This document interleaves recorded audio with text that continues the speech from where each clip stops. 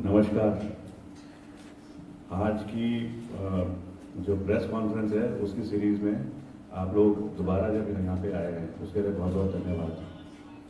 आम आदमी पार्टी के राष्ट्रीय कन्वीनर और दिल्ली के मुख्यमंत्री श्री अरविंद केजरीवाल जी इस पावन भूमि उत्तराखंड में हरिद्वार से जनता को, उत्तराखंड की जनता को अलग अलग मैसेजेस दे रहे हैं और ये मैसेजेस हैं किस प्रकार से उत्तराखंड के नवनिर्माण की परिभाषा आम आदमी पार्टी यहाँ पे उसकी रचना करना चाहती है।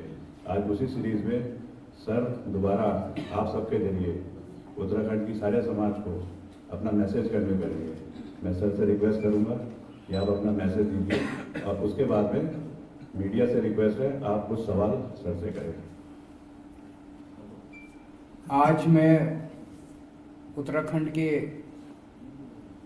जो कांग्रेस के वोटर्स हैं और जो कांग्रेस के सपोर्टर्स हैं और जो बीजेपी के वोटर्स और जो बीजेपी के सपोर्टर्स हैं उनसे अपील करना चाहता हूं। उन सबसे मेरी अपील है कि आप जिस पार्टी में हैं उसी में रहें। हम आपको अपनी पार्टी छोड़ के आम आदमी पार्टी में आने को नहीं कह रहे। हमारी आपसे एक ही विनती है, उत्तराखंड की खातिर इस बार एक बार कांग्रेस वाले भी और बीजेपी वाले भी आम आदमी पार्टी को वोट दे देना। इस बार एक बार बीजेपी वाले भी और कांग्रेस वाले भी एक बार झाड़ू का बटन दबा देना उत्तराखंड की खातिर। मेरी कांग्रेस और बीजेपी के वोटर्स और सपोर्टर्स से अपील है, कांग्रेस के वोटर्स ने 10 साल कांग्रेस को दिए। इन 10 साल में आपको क्या मिला? क्या कांग्रेस ने उत्तराखंड के लिए कुछ किया? क्या कांग्रेस ने आपके लिए कुछ किया? क्या कांग्रेस ने आपके परिवार के लिए कुछ किया? क्या कांग्रेस ने आपके बच्चों की शिक्षा के लिए कुछ किया? क्या कांग्रेस ने आपके घर के बच्चों को नौकरी दी? क्या कांग्रेस ने आपके इलाके में स्वास्थ्य सुविधाएं इंतजाम किया? अगर नहीं किया तो कांग्रेस को वोट देने से क्या फायदा? फिर भी मैं आपको ये नहीं कह रहा कि आप कांग्रेस छोड़ के आम आदमी पार्टी में आओ। आम आदमी पार्टी एक नई पार्टी है। आपने 10 साल कांग्रेस को दिए और 5 साल भी दे दोगे तो कोई फायदा नहीं है। ढर्रा वैसे का वैसे ही चलेगा जैसे अभी तक चल रहा था। वैसे ही चलनी सरकार, वैसे ही चलना उत्तराखंड अगर कांग्रेस आ गई तो हमारी आपसे विनती है, आम आदमी पार्टी एक नई पार्टी है, नए चेहरे हैं, नई सोच है, नया सीएम चेहरा है, ईमानदार सीएम चेहरा है, दिल्ली में काम करके दिखाया है। आम आदमी पार्टी के पास नए नए आइडियाज हैं, एक पूरा उत्तराखंड को विकास करने का एजेंडा है। हम गांव-गांव तक स्वास्थ्य सेवाएं पहुंचाएंगे। जब हम गांव-गांव तक स्वास्थ्य सेवाएं पहुंचाएंगे उसमें कांग्रेस वालों का भी फायदा होगा, उनके परिवार वालों का भी इलाज मिलेगा उसमें। हम गांव-गांव तक शिक्षा देंगे, स्कूल पहुंचाएंगे, सरकारी स्कूल अच्छे करेंगे जैसे दिल्ली में किए, उसमें कांग्रेस वालों के बच्चों का भी फायदा होगा, कांग्रेस के बच्चों का भी इलाज होगा, वो उनको भी शिक्षा मिलेगी। हम बच्चों को रोजगार देंगे, बेरोजगार बच्चों को बेरोजगारी भत्ता देंगे, कांग्रेस के बच्चों को भी मिलेगा। हम बिजली 24 घंटे करेंगे, कांग्रेस के हमारे जो साथी हैं उनके घर में भी बिजली 24 घंटे जाएगी। तो मेरी कांग्रेस के सभी वोटर्स और सपोर्टर्स से अपील है कि एक बार इस बार उत्तराखंड की खातिर आप आम आदमी पार्टी को वोट दे दो। इसी तरह से मेरी भाजपा के सभी वोटर्स और सपोर्टर्स से अपील है कि आपने भाजपा को 11-12 साल दिए, अभी तक भाजपा ने कुछ किया आपके लिए? इस बार तो 3 मुख्यमंत्री और बदल दिए। जब मुख्यमंत्री बार बार बदलेंगे तो क्या काम होगा? आपके परिवार के लिए कुछ किया हो भाजपा ने, आपके बच्चों के लिए कुछ किया हो, उत्तराखंड के लिए कुछ किया हो? कुछ भी तो नहीं किया। आपके इलाके में अच्छे स्कूल बना दियो, अच्छे अस्पताल बना दियो, कुछ भी तो नहीं किया। उनको 5 साल और दे दो, ढर्रा वैसे का वैसे ही चलेगा, कुछ नहीं बदलना। अभी तक जैसे चल रही है सरकारें वैसे ही चलेंगी, वैसे ही भ्रष्टाचार चलेगा, वैसे ही लूट चलेगी, वैसे ही कुछ नहीं होना। आम आदमी पार्टी नई पार्टी है, नए चेहरे लेके आई है, नए सोच लेके आई है, इसीलिए हमारे पास पूरा एजेंडा है उत्तराखंड के लिए कि हम उत्तराखंड में सरकारी स्कूल अच्छा करना चाहते हैं। दिल्ली में करके आए हैं, जैसे दिल्ली में किए, हम गांव-गांव तक स्वास्थ्य सेवाएं पहुंचाएंगे, फ्री में सबका इलाज करेंगे, उत्तराखंड के सब लोगों का इलाज फ्री में होगा, 24 घंटे बिजली करेंगे। उसमें भाजपा के कार्यकर्ताओं को, भाजपा के सपोर्टर्स को, भाजपा के वोटर्स को भी ये सारी सुविधाएं मिलेंगी। तो मेरी ये आज प्रेस कॉन्फ्रेंस के जरिए मैं केवल और केवल बीजेपी और कांग्रेस के वोटर्स और सपोर्टर्स को अपील करना चाहता हूं कि उत्तराखंड की खातिर, देश की खातिर एक बार, कोई फर्क नहीं पड़ता, इतने मौके आपने दिए, एक बार आम आदमी पार्टी को मौका दें। हमारा आपको वादा, इन दोनों पार्टियों ने मिलके, कांग्रेस ने और बीजेपी ने, दोनों ने मिलके 21 साल में 72,000 करोड़ रुपए का कर्जा चढ़ा दिया उत्तराखंड के ऊपर। इसकी जवाबदेही तो उनसे लेनी चाहिए। हमारा आपको यकीन दिलाते हैं कि 5 साल के अंदर पिछला कर्जा भी माफ वो कर देंगे, खत्म, प्रॉफिट में सरकार को ले आएंगे और इतनी सारी सुविधाएं देंगे। हम दिल्ली में करके दिखाया है हमने, हम कर सकते हैं। अगर आपके कोई प्रश्न है तो आप बताइए। प्रधानमंत्री नरेंद्र मोदी ने कल पार्लियामेंट में कहा है कि कांग्रेस वाले और आम आदमी पार्टी वाले दिल्ली में जो प्रवासी उत्तराखंड के थे, उत्तर प्रदेश के थे, बिहार के थे, उनको सबको भगा रहे थे और टिकट फ्री दे रहे थे और उनकी लापरवाही से कोरोना जो है इन उत्तर प्रदेशों में पहुंच गया, जबकि वो इन प्रदेशों में न जाता है। दिल्ली में केजरीवाल की सरकार, आम आदमी पार्टी की सरकार ये गलत स्टेप ना उठाती और प्रवासी मजदूरों को भगाती नामा से। उसके बाद योगी जी ने भी बोला था, वो भी एक साथ ही कर दो। योगी जी ने भी कहा सुनो केजरीवाल, आपका भी सुनो योगी, निर्दयी और क्रूर शासक भी कहा है। हम लोग, जितने लोग जिम्मेदार पोजीशंस पे बैठे हैं, मैं हो गया, प्रधानमंत्री जी हो गए, योगी जी हो गए, जनता ने हमें चुन के भेजा है, बड़ी उम्मीदों से चुन के भेजा है कि हम जनता के लिए कुछ काम करेंगे। हम लोगों का आपस में इस तरह से तू मैं करना अच्छी बात नहीं है। हम लोगों का आपस में इस तरह से गाली गलौज करना अच्छी बात नहीं है। हम लोगों का आपस में इस तरह से आरोप प्रत्यारोप करना, फिंगर पॉइंटिंग करना अच्छी बात नहीं है। जनता, हम चाहे अलग अलग पार्टियों के, चाहे जो भी हो, अलग अलग आइडियोलॉजीज के हो, जो भी हो, जनता उम्मीद करती है कि हम सारे मिलके लोगों के लिए काम करेंगे। कल जब इन लोगों के मेरे खिलाफ बयान आए तो मैं भी काफ़ी आश्चर्यचकित रह गया। कोई उसका प्रोवोकेशन तो था नहीं, कोई ज़रूरत तो थी नहीं, कोई मुद्दा तो था नहीं। दोनों ने मुझे अटैक किया, उसका एक बार जवाब देना ज़रूरी था, नहीं तो आप लोग कहते जी कबूल कर लिया आपने अपना गुनाह। तो एक बार जवाब देना ज़रूरी था। जो मुझे कहना था मैंने ट्विटर पे कह दिया, इससे फालतू मैं कुछ नहीं बोलूँगा। मेरे को गाली गलौज नहीं करनी आती, मेरे को तू मैं नहीं करनी आती, मेरे को स्कूल बनाने आते हैं, अस्पताल बनाने आते हैं, बिजली देनी आती है, पानी देना आता है, जनता का काम करना आता है, जनता के मुद्दों पे काम करता हूँ मैं। इससे फालतू मेरे को कुछ नहीं कहना। जो मुझे कहना था मैंने कह दिया। एक मिनट सर, जो आपने अपने उसमें ट्विटर में कहा है, यदि अपने मुखार बिंदु से कह देंगे तो हमें बहुत अच्छा ना ना, मैंने जो कहना था बस कह दिया। पलायन, बेरोजगारी सभी पार्टियों के मुद्दे हैं, आपके भी हैं। जंगली जानवर पहाड़ों में फसलों को नष्ट कर रहे हैं, मैदान में भी कर रहे हैं, हाथी बंदर। तो इसको पलायन, बेरोजगारी को रोकने का हमारे पास विजन क्या है? पलायन मोटे मोटे तौर पे 3 चीज़ों की वजह से हो रहा है। गांव-गांव के अंदर स्वास्थ्य सेवाएं नहीं है, गांव-गांव के अंदर शिक्षा की कोई व्यवस्था नहीं है, और बच्चों के पास रोजगार नहीं है। ये 3 चीज़ें हैं।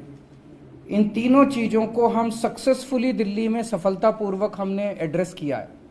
दिल्ली में शानदार सरकारी स्कूल बनाए, नए स्कूल भी बनाए, पुरानों को ठीक किया। सारी यहाँ भी करेंगे, हमें करना आता है, हमारी नीयत भी है। जितने मौजूदा सरकारी स्कूल हैं उनको ठीक करेंगे। जिन जिन गांव में स्कूल नहीं है वहाँ या तो नए स्कूल खोलेंगे या बसें लगाएंगे। अच्छे सरकारी स्कूल बना के 5-7 गाँव के बीच में एक स्कूल बना दिया, वहाँ से बसें लगा के और वहाँ पे स्कूल में ले आए बच्चों को। इसका पूरा खाका इन्होंने तैयार किया हुआ। इनसे मेरी बहुत लंबी लंबी चर्चाएं हुई हैं। तो सरकारी स्कूल अच्छे करेंगे, शिक्षा अच्छी करेंगे। दूसरा, स्वास्थ्य सेवाएं, जैसे मोहल्ला क्लिनिक वहाँ पे दिया बनाए हैं, उसी किस्म के क्लिनिक अगर हर गांव में बनाए जाएं और उस क्लिनिक के अंदर बेसिक चीज़ें सारी हो, दवाइयाँ, टेस्ट, सबकी सुविधा हो। अगर कोई किसी को सीरियस बीमारी हो गई, मान लो प्रसव हो गया, अचानक पेन हो गया, तो वो मोहल्ला क्लिनिक जो है फिर एम्बुलेंस खूब सारी खरीद लेंगे, वो तुरंत एम्बुलेंस को फ़ोन करेगा, एम्बुलेंस जाएगी उस गांव में और उसको लेके एक बड़े अस्पताल में आ जाएगी। तो एक नेटवर्क बनाएंगे पूरा इसका स्वास्थ्य सुविधाओं का। और तीसरा है रोजगार। रोजगार में आज सरकारी नौकरियों में बहुत ज़्यादा भ्रष्टाचार है, बिना पैसे के, बिना सिफारिश के नौकरियां नहीं मिलती। सरकारी नौकरियों से भ्रष्टाचार खत्म करेंगे, भाई भतीजावाद खत्म करेंगे और बच्चों को ईमानदारी से नौकरियां मिलनी चालू होंगी। 1 लाख नई सरकारी नौकरियां बच्चों को देंगे, उसमें जो पुरानी वैकेंसीज हैं वो भरेंगे और नई वैकेंसीज, इतने स्कूल बनाएंगे, अस्पताल बनाएंगे, मोहल्ला क्लिनिक बनाएंगे, डोर स्टेप डिलीवरी करेंगे, तो नई कई सारी पोस्टें निकलेंगी। लगभग 1 लाख के करीब हमारी कैलकुलेशन है, नई पोस्टें निकलेंगी। इसके अलावा बहुत बड़े स्तर के ऊपर टूरिज्म को बढ़ावा देंगे, उसका भी इन्होंने, वो जो हमने कहा है कि अंतर्राष्ट्रीय आध्यात्मिक राजधानी बनाएंगे, उसमें हजारों हम रोजगार तैयार होने का हमारा पूरा प्लान है, जिससे बच्चों को यहीं पे रोजगार मिलेगा। हमारी तो उम्मीद है कि मौजूदा बच्चों को ही नहीं मिलेगा, जो बच्चे छोड़ के चले गए वो भी शायद वापस आ जाएं। केजरीवाल जी, उत्तराखंड के परिप्रेक्ष्य में गैरसैंण राजधानी का एक महत्वपूर्ण स्थान है, क्योंकि जब उत्तराखंड आंदोलन परिकल्पना में यही था कि एक पर्वतीय राज्य की पर्वतीय राजधानी होनी चाहिए, लेकिन अभी समर कैपिटल बना दी गई है गैरसैंण। इस पे आम आदमी पार्टी का क्या? इस पे मैं इनको बोलूँगा, ये आपको संक्षेप में बताएंगे। देखिए, गैरसैंण तो सबसे बड़ा मुद्दा था जब उत्तराखंड आंदोलन हुआ था उसमें, कि गैरसैंण मतलब पहाड़ में राजधानी बननी चाहिए। और गैरसैंण का तो सिलेक्शन ही इसलिए हुआ था क्योंकि गढ़वाल और कुमाऊं दोनों के बीच से ये जगह बन रही थी और वहाँ पे अप्रोच भी आसान थी। हम इस प्लान को ऐसे लेके चल रहे हैं, खाली यही नहीं कि गैरसैंण राजधानी बनेगी, मतलब समर विंटर वाली बात नहीं कर रहे, परमानेंट राजधानी बनेगी। लेकिन साथ में हमारे प्लान में ये है कि गैरसैंण और भराड़ीसैंण खाली उस जगह में अगर हम बोले राजधानी बन जाए तो पॉसिबल नहीं है। तो क्या होगा, गैरसैंण और उसके आसपास का 30 किलोमीटर का जो इलाका है उसकी हम मैपिंग कर रहे हैं कि जो सड़कें हैं जहाँ पे कौन सी जमीन ये अपना राजस्व वाली है, कौन सी जमीन फॉरेस्ट लैंड है, कितनी जमीन अवेलेबल है। फिर हम मैपिंग कर रहे हैं कि कौन कौन से डिपार्टमेंट ऊपर जाएंगे। खाली ऐसा नहीं है सचिवालय चले जाएगा, पुलिस हेडक्वार्टर को भी जाना है, हेल्थ वालों को भी जाना है, फॉरेस्ट वालों को भी जाना है, PWD को भी जाना है। इनमें से कौन से वो डिपार्टमेंट हैं जो नज़दीक होने चाहिए सचिवालय के, जिनका सबसे ज़्यादा मूवमेंट होता है सचिवालय, और उस 30 किलोमीटर के इलाके में ये कहाँ पे डिपार्टमेंट बनेंगे। उसके बाद में आ जाता है फाइनेंशियल इम्प्लीकेशन और फिर आ जाता है प्रायोरिटी वाइज कैसे इनको शिफ्ट करा जाएगा। टेम्परेरी शिफ्टिंग होगी अपने जैसे क्यूबिकल्स होते हैं उसमें, और फिर उसके बाद में परमानेंट कंस्ट्रक्शन होगा। अगर इस तरीके से कोई भी प्लान करे तो मेरे को लगता है गैरसैंण तो एक पहाड़ का सबसे बढ़िया टाउन प्लानिंग के हिसाब से एक मॉडल सामने होकर के आएगा। इस पे हमारी कार्रवाई चल रही है। सर, आपसे क्वेश्चन, कल भारतीय किसान यूनियन के राष्ट्रीय प्रवक्ता है टिकैत जी, उन्होंने कहा कि किसानों को सभा करके क्या वोट उसे दे जो किसानों के हित की बात करें, लेकिन आपके मैनिफेस्टो में और आपने उनका जिक्र किया किसानों के, उनके लिए आप क्या करेंगे? किसानों के जितने भी मुद्दे हैं उन किसानों के साथ बैठ के, ऐसा नहीं कि मैं अभी कुछ ऐलान कर दूं कि हम ये करेंगे और किसानों की सारी समस्याएं सॉल्व हो जाएंगी। जब हमने दिल्ली में सरकार बनाई थी हमें तो शिक्षा का कुछ पता ही नहीं था, हमें तो अस्पतालों का कुछ पता ही नहीं था, लेकिन उन लोगों के साथ हम बैठे और उनके साथ बैठ के हमने सारे मुद्दे सॉल्व किए। किसानों के साथ बैठ के भी हम सारे मुद्दे सॉल्व करेंगे। किसानों की मांग है कि MSP दी जाए, जैसे सबसे बड़ी मांग है। केंद्र सरकार से उनकी अपेक्षा है कि वो MSP दे। केंद्र सरकार जब तक नहीं देती हम कोशिश करेंगे कि MSP राज्य सरकार द्वारा दी जा सके, इसका पूरी प्लानिंग चल रही है। और भी उनके जितने, इस बार खाद की बहुत बड़ी प्रॉब्लम हुई थी, खाद लोगों को टाइम पे नहीं मिली थी, तो जितने भी मुद्दे हैं किसानों के साथ बैठेंगे, हमारी नीयत साफ है, तो किसानों के साथ बैठ के उनके सारे मुद्दों पे समाधान करेंगे। अगर आज ऐसा क्या हुआ तो आपको कांग्रेस और बीजेपी पार्टी के सपोर्टरों की जरूरत पड़ गई, क्यों सैंध लगाने की बात की जा रही है? नहीं, देखो जी, हमारी तो नई पार्टी है, हमारे पहले सारे कांग्रेस और बीजेपी वाले ही थे। नहीं, सुनो, तो सारे वही थे। तो अब जब से हमने प्रचार शुरू किया, इसमें से कई लोग आम आदमी पार्टी की तरफ आ गए, तो अब जितने बचे हैं उनको आज मैं अपील कर रहा हूँ, भाई आप भी आ जाओ, पार्टी छोड़ने की जरूरत नहीं है, एक बार वोट दे दो। मैं आपको यकीन दिलाता हूँ, एक बार मौका दे दो उत्तराखंड के अंदर, 5 साल के बाद कोई कांग्रेस में नहीं बचेगा और कोई बीजेपी में नहीं बचेगा, अपने आप स्वतः सारे आम आदमी पार्टी की तरफ आ गए। आप यहाँ पे हैं, तो आज ऐसा महसूस क्यों? केजरीवाल नहीं, आज नहीं, सीरीज ऑफ पीसीज हैं, एक दिन एक मुद्दा उठाते हैं, एक दिन एक। केजरीवाल जी, आप कह रहे हैं कि वहाँ से आपके यहाँ आ रहे हैं, लेकिन आपके यहाँ से छोड़ के भी जा रहे हैं, जो आपके आगे वो छोड़ के जा रहे हैं। वहां से हजारों की तादाद में आ रहे हैं, यहाँ से एक दो कोई छोड़ के गए हुए हैं। आरोप लग रहा है कि आपका टिकट बेचे जा रहे हैं, इस तरह के आरोप लगाए जा रहे हैं। सबूत दे दो। आरोप एक आपके जो छोड़ के जा रहे हैं वो आरोप लगा रहे हैं। आरोप तो देखो जी, कोई भी लगा सकता है, जिसको टिकट, एक मिनट, एक एक करके उनका जवाब छोड़ दूं मैं। सर एक ही सवाल है। हाँ बताओ। जो आपका कुनबा है सर, ये तो बनने से पहले ही उभरता चला जा रहा है।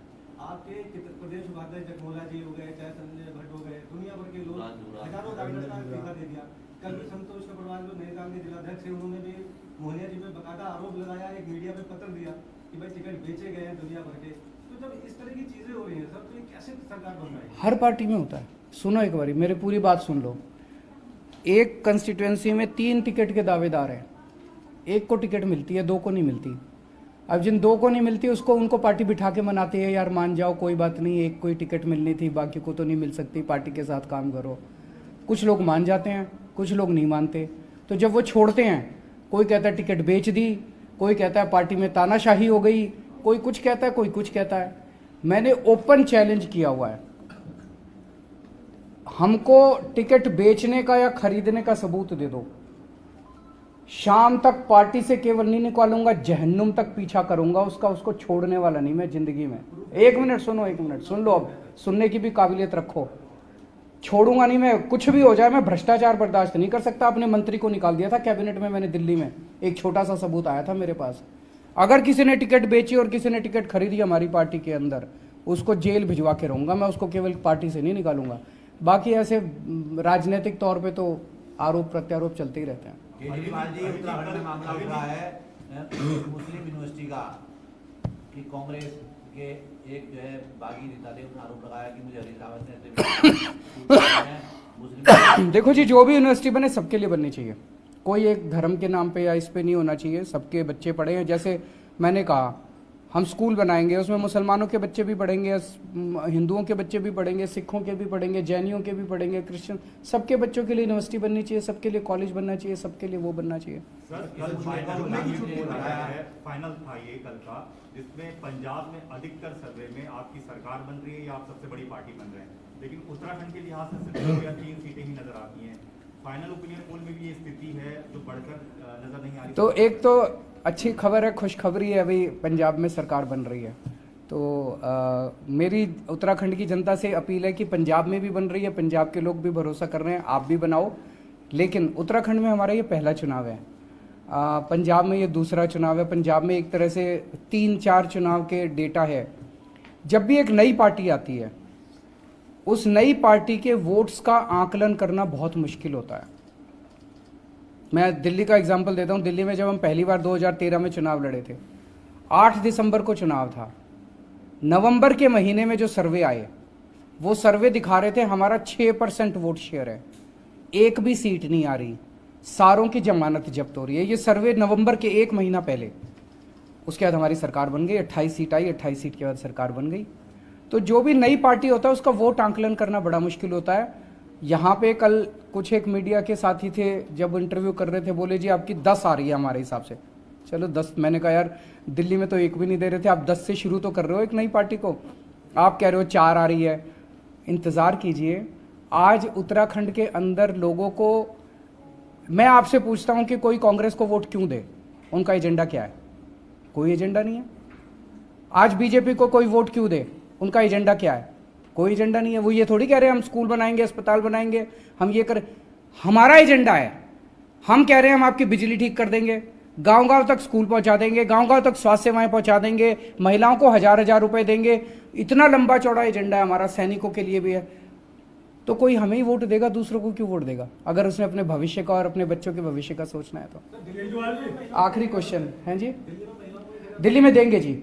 ये जो पूरा महिलाओं वाली स्कीम है, ये अभी जब चुनावों का प्रचार कर रहे थे उस टाइम जनता के बीच से किसी ने बताई और हमें बहुत अच्छी लगी कि इससे महिलाओं का सशक्तिकरण हो सकता है। तो अभी इसको चुनाव प्रचार में इस्तेमाल कर रहे हैं, पर दिल्ली के अंदर भी इसकी पूरी स्कीम ला रहे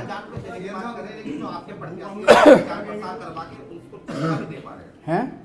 उसको तनख्वाह नहीं दे पा रहे, प्रचार के लिए उन्होंने महिलाओं को रखा और उनको पैसा नहीं दे पा रहे, वो परेशान होकर घूम रही है सड़कों। कौन नहीं दे पा रहा? आपका जो प्रत्याशी है, कौन सा प्रत्याशी नहीं दे रहा? मैं दिला दूंगा, मेरे को बता दो कौन सा नहीं दे रहा। मेरे सुझाव है, अगर थोड़े सीरियस क्वेश्चंस पे रखेंगे तो उत्तराखंड का भी भला होगा। पंजाब में सिद्धू वर्सेस चन्नी, क्या कहेंगे इस पर? आगे सिद्धू को तो खुदा मिला ना विशाल चलो। देखो, कांग्रेस तो आपस में लड़ रही है, वहां पे उम्मीद तो केवल एक ही पार्टी से, आम आदमी पार्टी, जो कि एक संगठित टीम की तरह सबके सामने है। केवल आम आदमी पार्टी पंजाब को भी भविष्य दे सकती है, आम आदमी पार्टी उत्तराखंड को भी भविष्य दे सकती है। आप सारे जने भी, अभी मैंने अपील की, आप सारे जने भी, जितने आप में से कांग्रेसी हैं, जितने आप में से बीजेपी वाले हैं, आप भी आम आदमी पार्टी को वोट देना, एक बार वोट दे दो और फिर देखो। बहुत बहुत शुक्रिया, थैंक यू।